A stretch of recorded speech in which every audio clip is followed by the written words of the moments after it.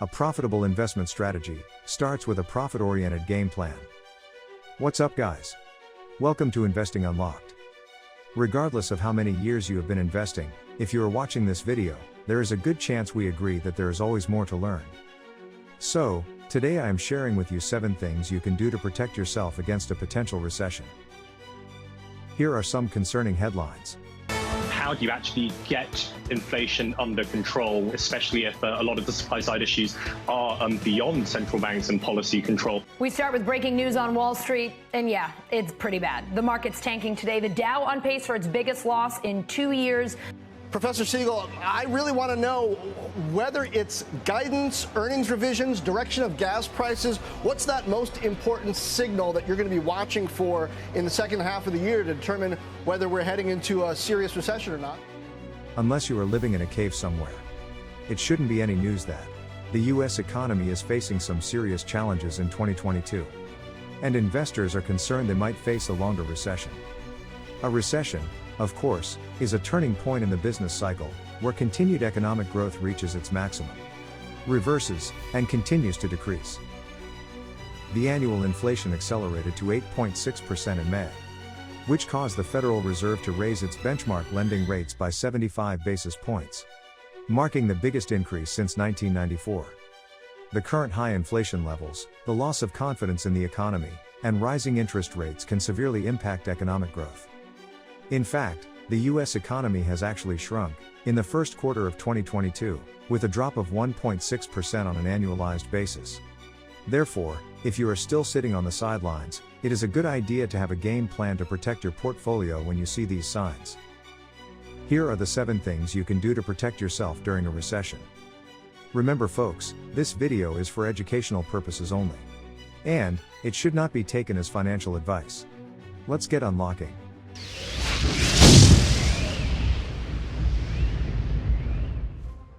The first thing is to have enough cash reserves. I understand.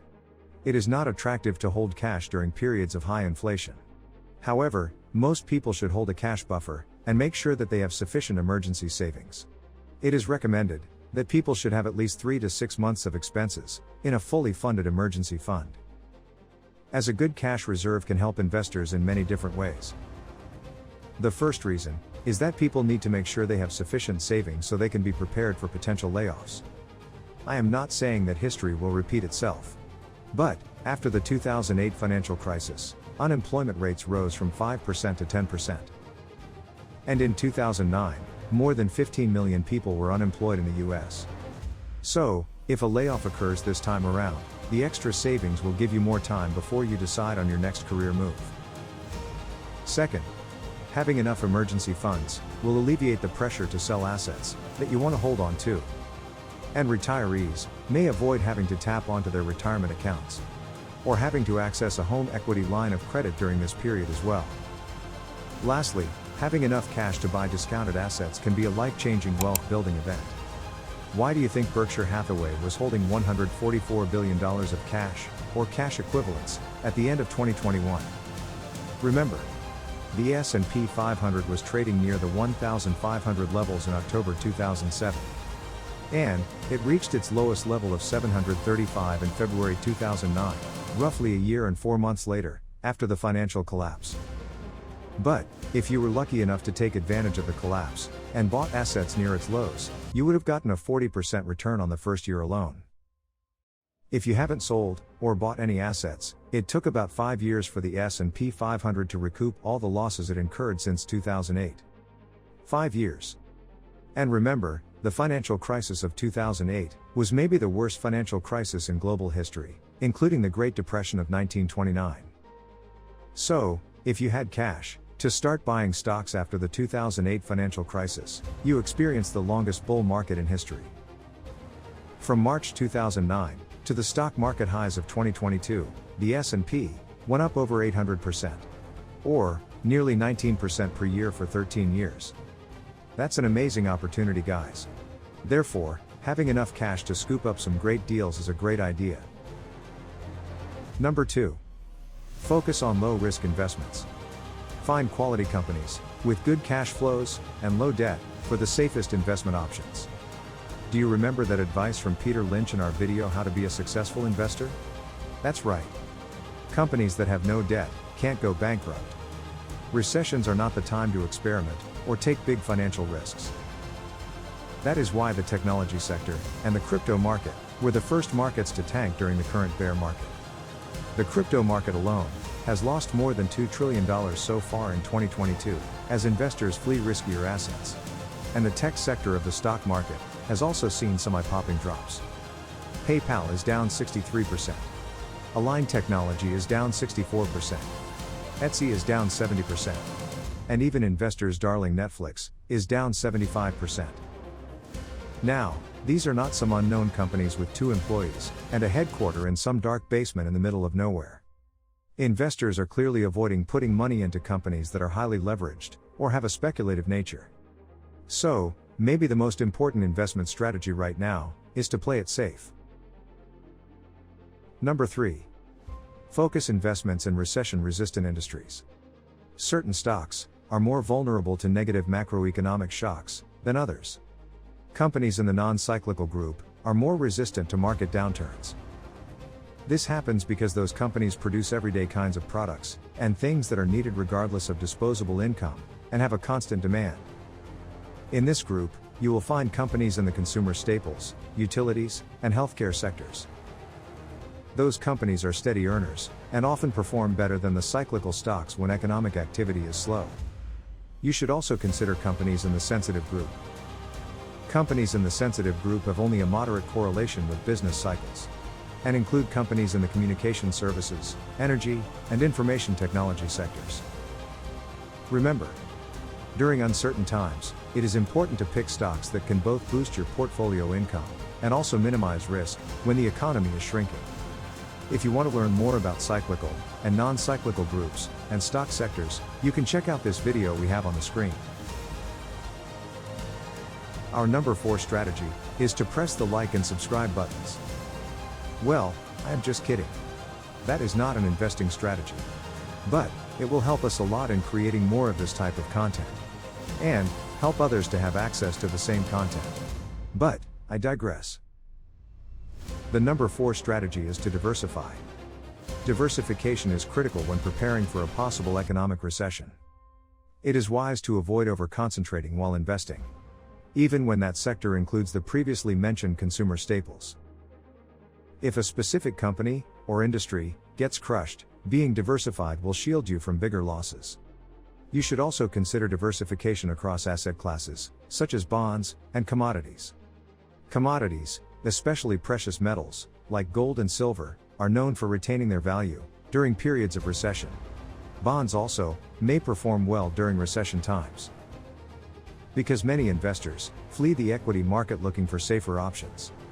And many opt for fixed income guarantees such as U.S. Treasury bonds, because the U.S. government bonds are seen as the world's safest in terms of the likelihood that the debt will be paid on time. Now, let me be clear. I am not telling anyone to go buy bonds. You should do your own research. But right now, the initial interest rate on the new Series I savings bonds is 9.62%.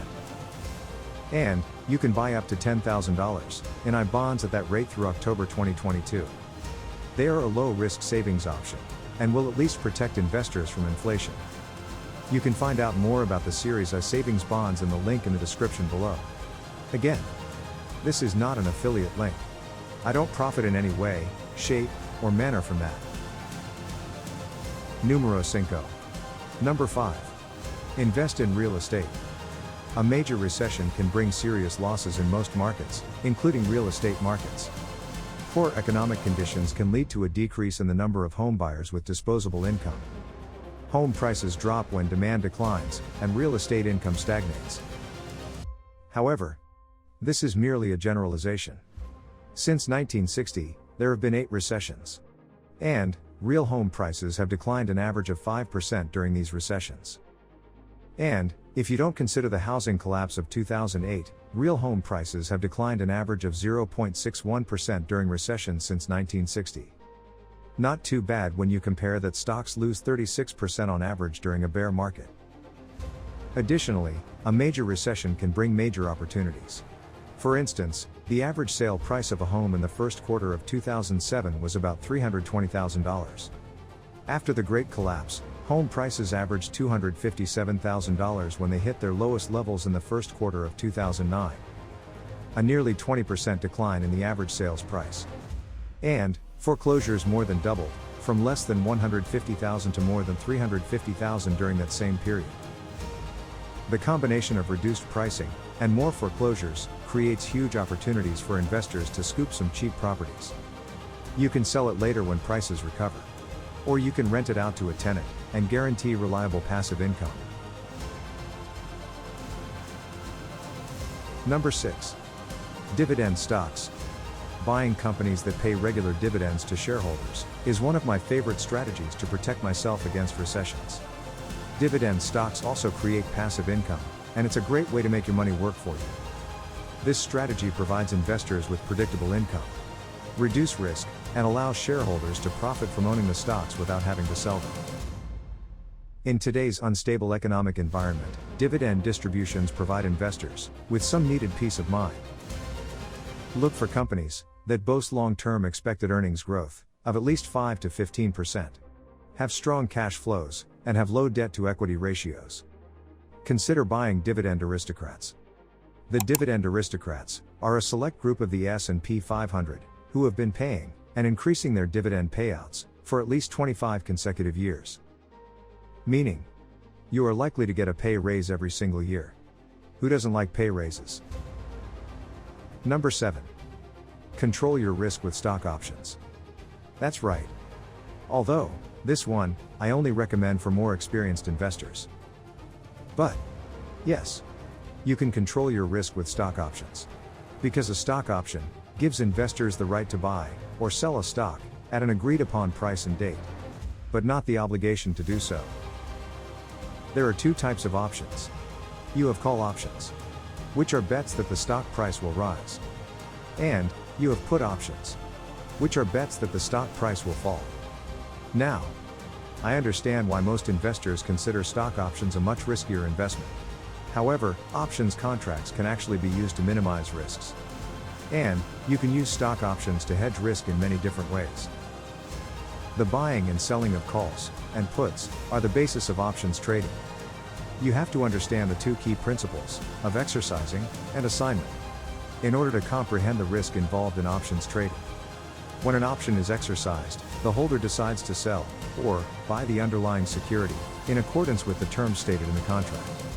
What you really need to understand is that when you purchase an option, when you purchase, the potential profit is limitless, while the total risk is restricted to the premium fee.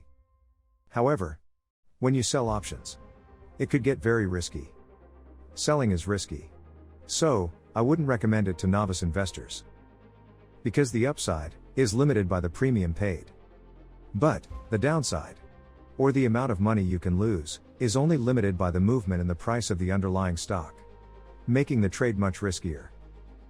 If you want to learn more about options trading, I recommend the following channels: Options Play with Tony Jong and Invest with Henry. I left the links to their channels in the description below. Alright guys. There are some experts that are saying a recession is taking shape. But, we also have others experts who expect a stronger second quarter in 2022, pointing to solid personal consumption, despite surging prices. In the end, predictions are futile. No one can predict if, and when, a recession will occur. But, investors should always be proactive and take steps to manage risk and protect their investments from major declines. Thanks for watching, and I will see you next time.